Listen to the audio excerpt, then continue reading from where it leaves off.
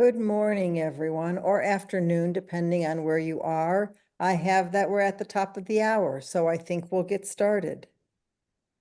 Welcome and thank you for attending the annual meeting for A&G. The meeting is being recorded, so it may be put on the website later. Also, any questions that you have during the meeting, please put them in the chat and we will address them in the upcoming newsletter. I am Carly Lynn, your A&G president. Can we change the slide? I want to introduce you to the Board of Directors. Nancy Perry, President-elect, Jane Tanner, VP for Operations, Tony Gertis, VP for Education, Jennifer Holmes, VP Administration, Jan Woolsey, VP for Finance, and our newest member, appointed after the resignation of Barbara Evans, Shirley Chin, Interim VP for Membership. I want to thank Barbara for her service to and support of A&G for these years. Next slide. Let me introduce you to the area representatives. These members are there to assist you in the membership world and are between the board, the chapters, and members at large. Shirley Chin, double duty for right now as the Western Area rep. Howard Lang, newly appointed for North Central area. Allison Leach is the Eastern Area rep. Elizabeth Horn, the South Central area, and Karen Gallagher, Southeastern area. Thank you for being willing to support A&G. Okay, I see a question that someone doesn't have sound. Please look on your own computer to push your sound button up. That might be the problem. Okay, I would now like to introduce you to Jan Woolsey to talk about finances.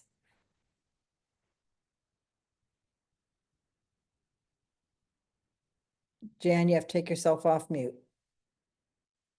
And I need to come off video. Good morning or afternoon, as Tony said. Next slide, please. Some may be asking why we are, next slide, please.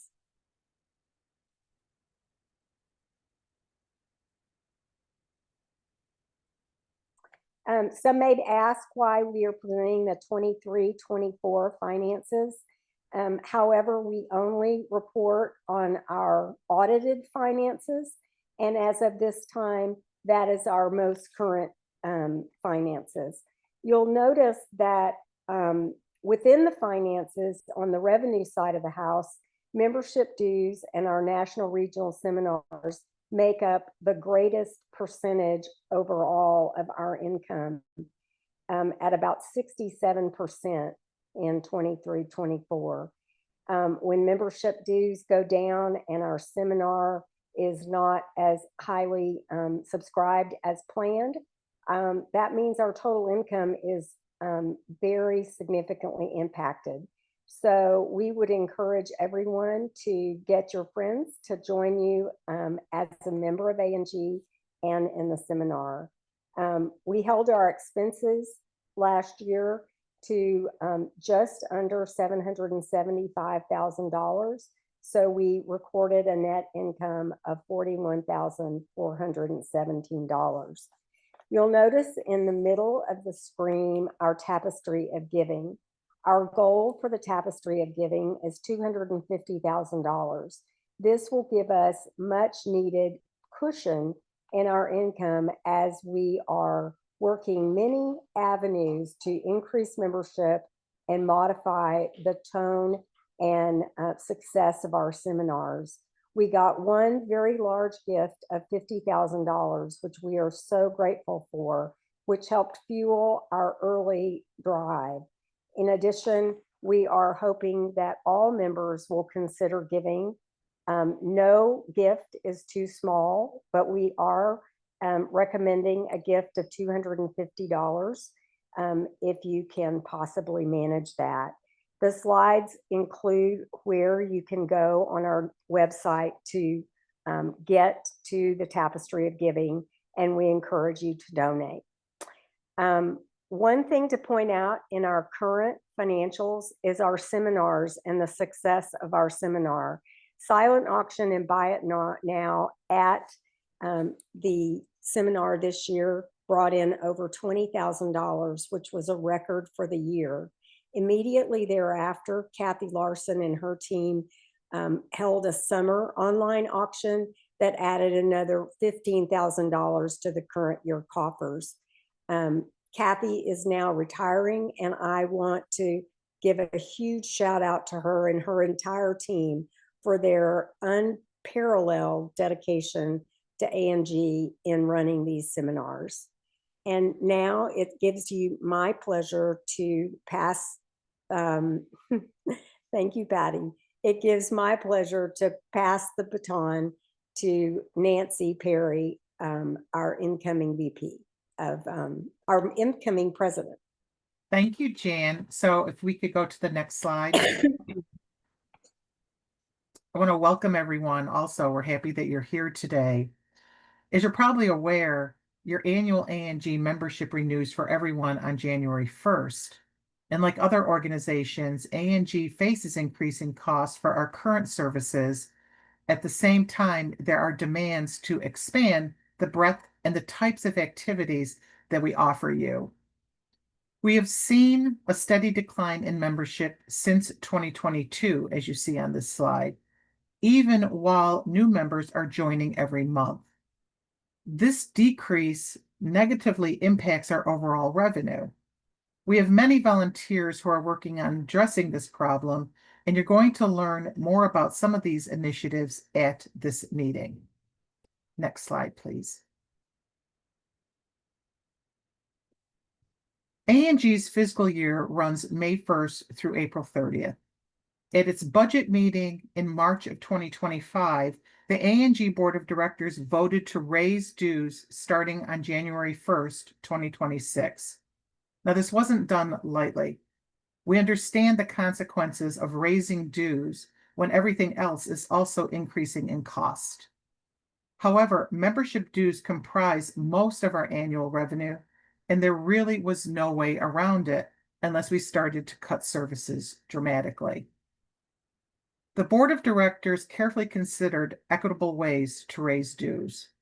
We were very cognizant that it was going to be counterproductive to raise dues to a point where we caused a mass exodus of members and it cost prohibitive for new people to join our organization. So as a result, there are now several categories of membership, all meant to accommodate the needs and wants of our members. Please also note that if you currently have a 2-year membership that will be renewed again in 2027, your membership dues will not increase in 2026.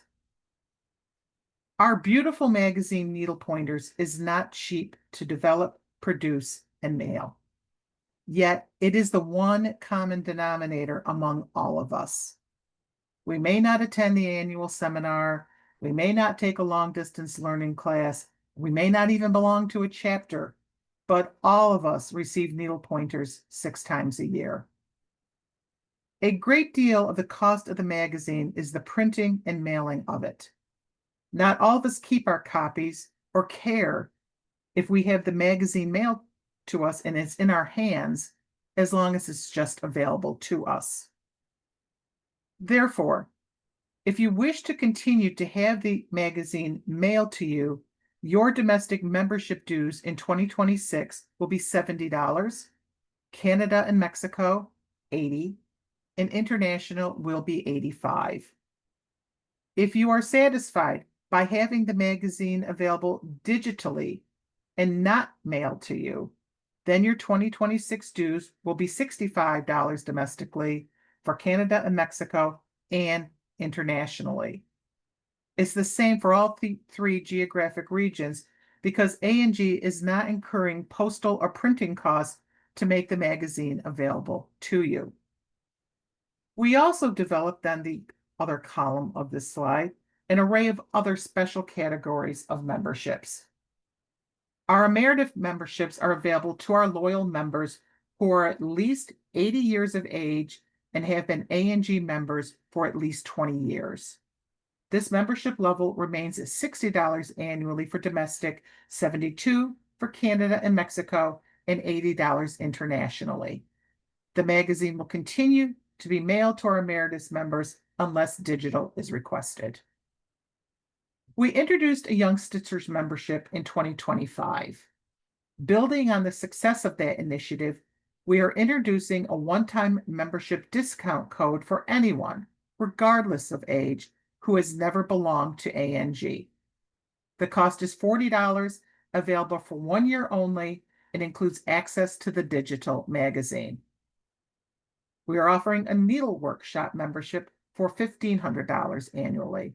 This will include advertising in all 6 issues of Needle Pointers, which is a $300 savings, plus 2 copies of the magazine for each issue. And last but not least, our Life Patron membership dues will increase to $2,250 for domestic and $2,450 for Canada, Mexico, and international members. This includes mailed copies for the magazine, and payment must be made in full. I hope you understand better why we raised dues in 2026 and can appreciate the effort the A&G Board of Directors took in analyzing where we spend your dues and how best to suit your individual needs. And I now turn this back over to Carly. Thank you. As I have said many times, any organization needs to keep evolving to stay alive. The board continues to look for ways to improve and grow our organization. Next slide, please. Seminar is one area where we will see lots of changes moving forward.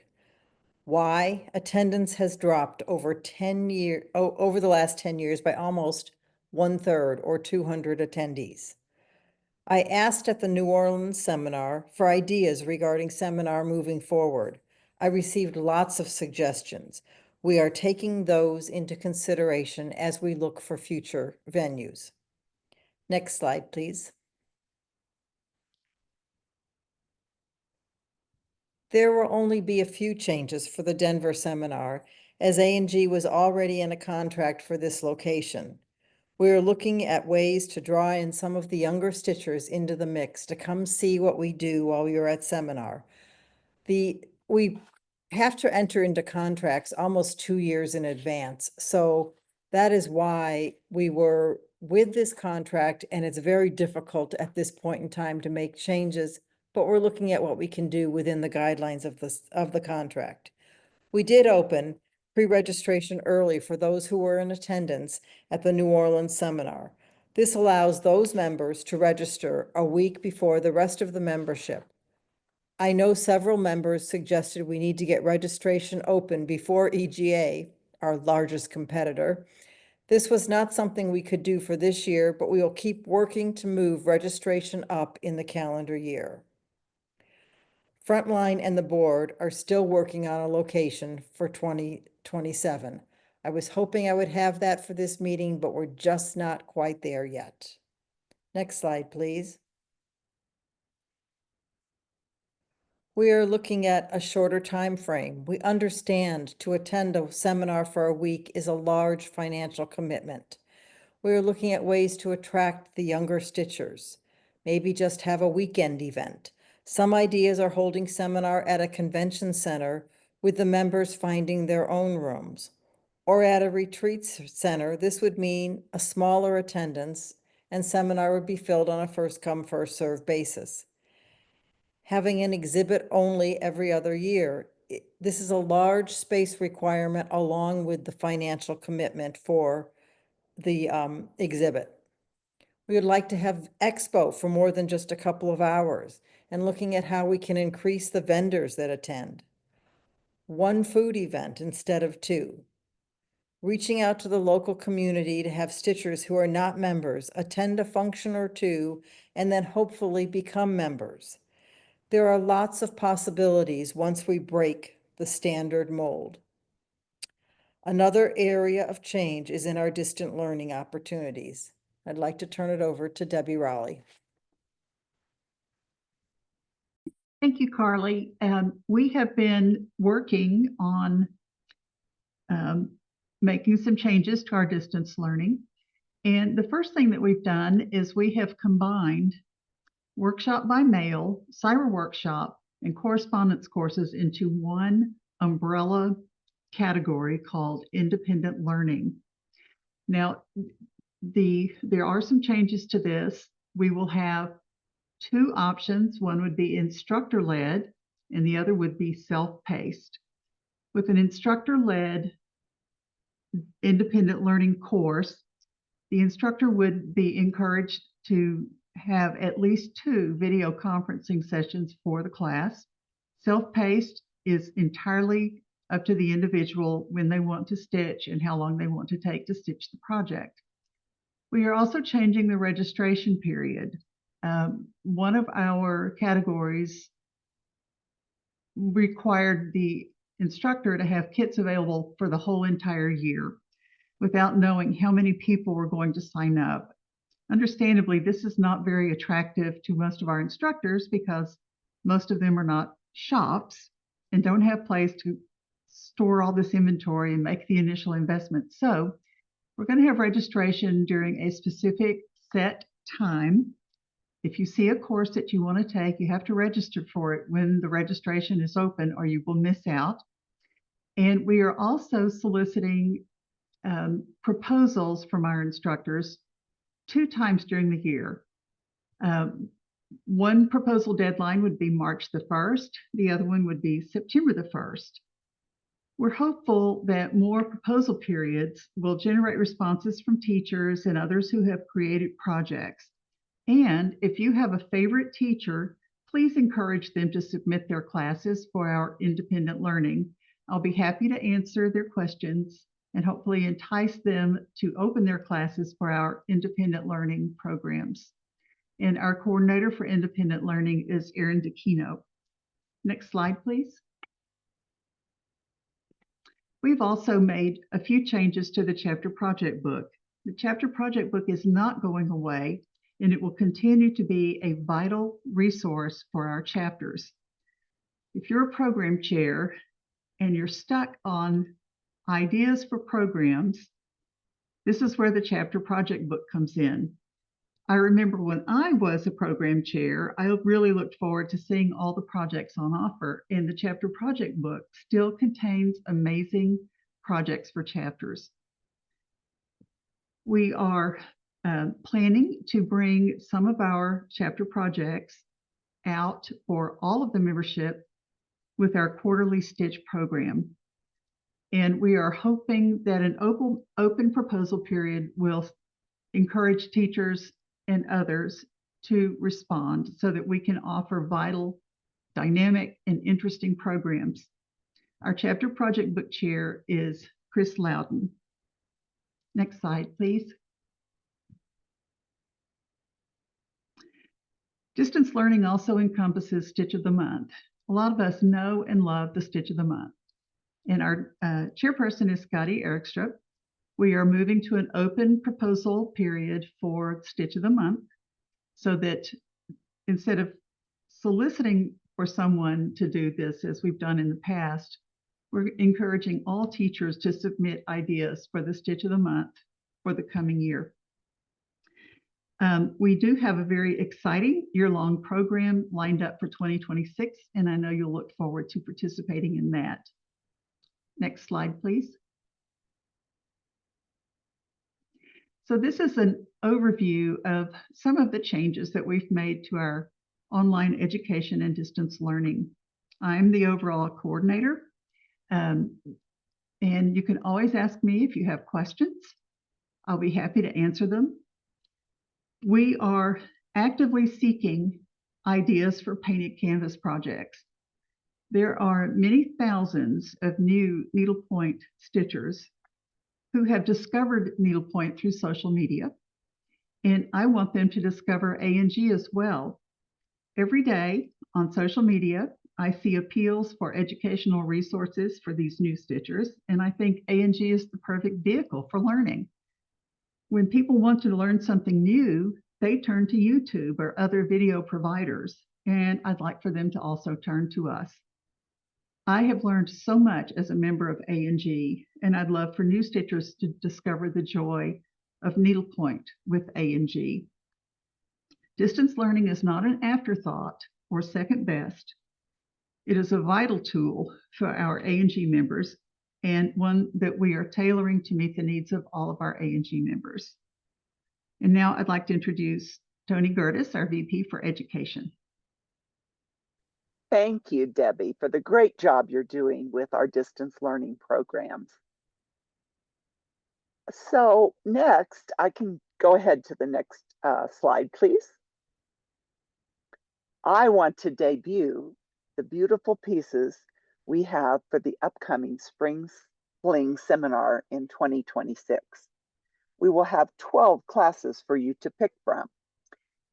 So let's go through these, and then after we see them, I'll tell you how registration works and how the classes will work. So let me just go over these. We have Christmas Baubles by Dawn Donnelly, Convergence by Wendy Moore, which comes in several colorways, Fanfare by Debbie Raleigh, and you get a choice of ground fabrics with that, white or black. Steampunk Strips, I always get that wrong, sorry, by Kathy Reese. Magical Color by Jennifer Riefenberg. You can do cool or warm colors. Norway Harbor by Gail Statford. Then there's Pingling Panda by me, Tony Gertis. New Hussif by Anne Marie Anderson Mays, and there'll be several color choices in that one. Sullivan, this wonderful seahorse by Curdy Biggs. Cindy Thomas will be doing canvas embellishment. Let It Snow by Janet Casey. And last but certainly not least, Evangeline by Lorraine Salt. So many of you are probably wondering, well, when is registration? First of all, registration will open at near the beginning of November. That's not very long from now. We're almost there. And it'll end near the end of November. Watch your newsletter for the exact dates. The classes themselves will be held in April of 2026. This gives us time to get the list of the students to the teachers. It gives time for the teachers to order supplies, make their kits, and ship the kits to you before the start of classes. Each class will have a Groups.io group assigned to it by A&G, and that is how you will receive lessons, photos, and other communication from your teachers. You will be sent an email invitation to join the correct Groups.io group or groups, and you will receive emails that will tell you when something is posted to that particular group. Now, each teacher will decide how the class is actually structured. Classes will start on the date the teacher chooses in April and can be set up many different ways. We do encourage the teachers to have some form of video conferencing with the students through Zoom or Microsoft Teams or other similar platforms. Before your classes begin, you will receive a student letter with details of class needs and how the class will be run. I look forward to many or all of you signing up for 1, 2, 3, or all of these great classes. There's no limit on it. Thank you, and I will turn this back over to Carly. Thank you. Thank you very much. We did ask when you registered for the meeting for any questions that you have, and we got a few. So I'm going to go through those questions right now. First one, hoping for more pictures for stitching rather than geometrics, landscapes, etc. Please relay this to your designers and teachers. A&G can only work off of what is proposed to us. I know my chapter frequently gives suggestions of what we would like to see to various teachers. I think they're well received as they seem to come back with some ideas of things that we gave to them. What was the response to pre-registration for Denver? We had 85 members pre-register. That was about a third of the members that were there at seminar. think that was pretty good since all of that was done on the fly. What steps are being taken to engage more of the young, in quotes, stitchers who are taking up the art? Because young can be young in age or young to the art. We are going to explore different chapter levels. How do we pull these people in for a weekend of stitching? There's a lot of weekend paloozas that we want to have that we could utilize for us. Then what specific steps are being made to address the financial health of A&G? We're evaluating all areas of spending, how we're going to address the decline in membership and seminar attendance against what we need to expend for events and functions, increasing the number of classes for virtual seminar, reworking distance learning. We really want to bring everything that we can into the A&G realm. And so no idea or suggestion is unwelcome, I guess is what I want to say. Can you explain how the virtual seminar works with regards to interactions with the teachers? Are there Zoom classes where you interact with the teacher live? If live, are they recorded in case you can't make the session? Are there groups IO interactions where it's all email? I believe that Tony has explained the virtual seminar. Every class will be tweaked a little differently depending on the teacher and the project, but I think that you can expect all avenues of communication from the teachers. If we no longer have seminar yearly, can we consider shorter and smaller regional seminars, more accessible to members? We can consider all types of events. After the financial considerations of running an event, the other part for events is the volunteers. And that's one thing that we don't always have a lot of. It takes a lot of work to put on an event, no matter how large or small. So please consider volunteering to help for these events. We're looking at if we make a shorter seminar and we incorporate it into a weekend, will that allow more people to attend because it's just an extended weekend? We understand there's a lot of people out there that are working and they don't want to take time away from their families to attend a week-long seminar. So that is why we're looking at how we can change this. And one of the big reasons that we have not settled on a location for 2027. Why can't national seminar information come out sooner? National seminar projects for the following year are announced at the current year seminar. You can see the beautiful pieces and ooh and ah over them. Decide what you want to take. We are working on getting the videos of the projects out onto the website, a link to it as quickly as we can. We want to get it out there sooner rather than later. There's a lot going on once seminar has ended. And this year's seminar didn't end until the end of August.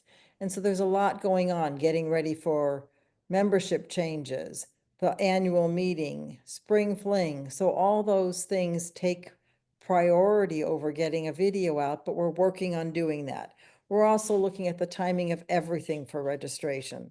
So we want to get the information out as soon as we can. And we've been a little bit lax on that. We do recognize and we are moving forward. An explanation of the Golden Needle and other endowments can be used to support the Guild would be helpful. I understand there are some restrictions, but I'm certain that the membership as a whole does not have a full understanding of the issues.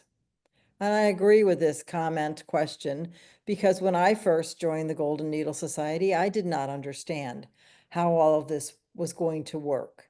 The Golden Needle Society Fund is an endowment fund, and we are limited by the IRS regulations. One of the things that was set up at the beginning, way back when that was first formed, were guidelines. And then the IRS got involved and they changed all of our guidelines. I don't look good in orange and I'm not willing to go to jail for the organization. So that's what we're dealing with. So that's why we've started the Tapestry of Giving. We do take withdrawals from the Golden Needle Society every year, but we're limited based on a complicated formula that looks back 10 years over our investment history with the Golden Needle Society on how much we can take. We also don't want to pull it all out just because, just like with your IRA, you don't want to go the first year you're eligible and pull out all of your money, because then the next year you won't have any money to continue living. So we want to do the same thing. We want to look at what is a recommended amount to pull out. Do we need to pull that amount out?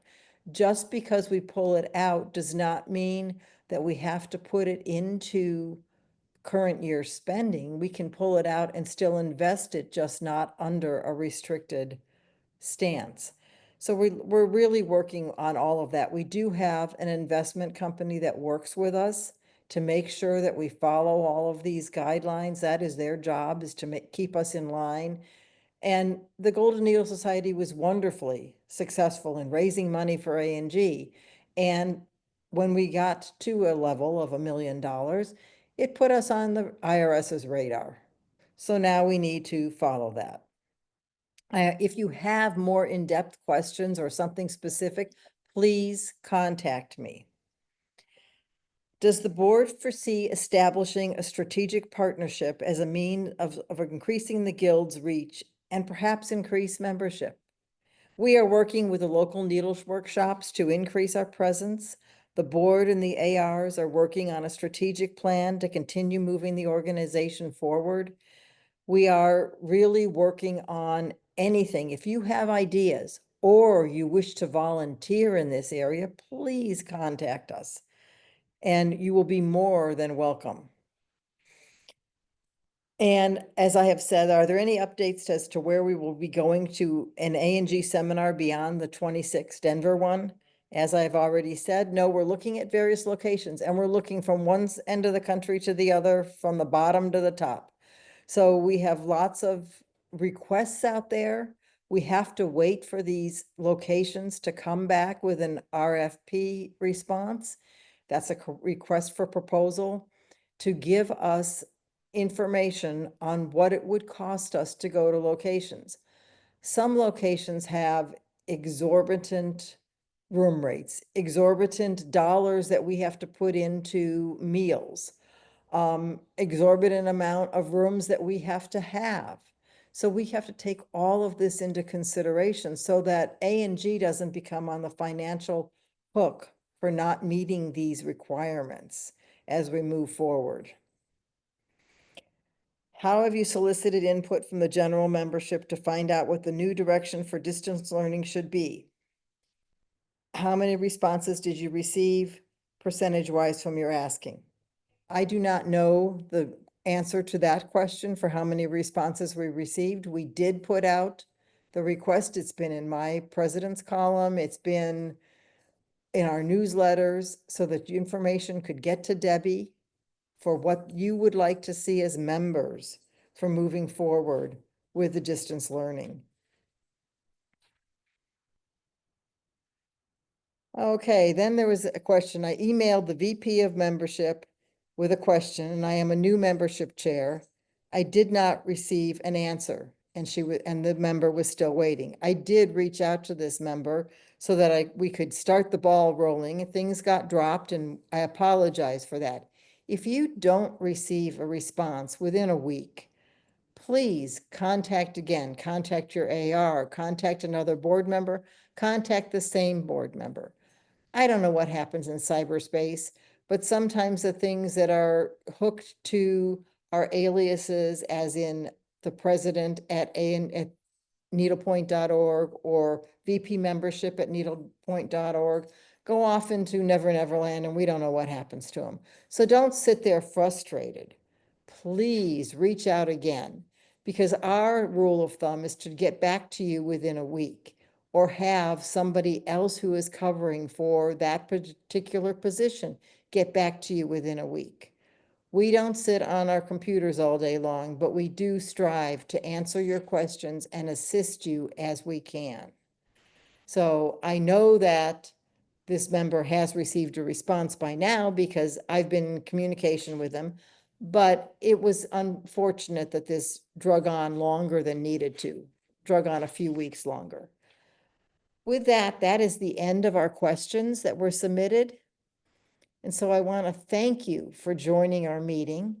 It only ran 35 minutes, which is short, I know. But I appreciate the time that you are giving to us, and I don't want to just give you a dog and pony show that doesn't provide us any information. And as I have said, if you've got questions, please put them in the chat or send them on in to Frontline, and we will get them answered in the next few newsletters. Thank you once again, and I love A&G and I love all of you being members. So continue on stitching.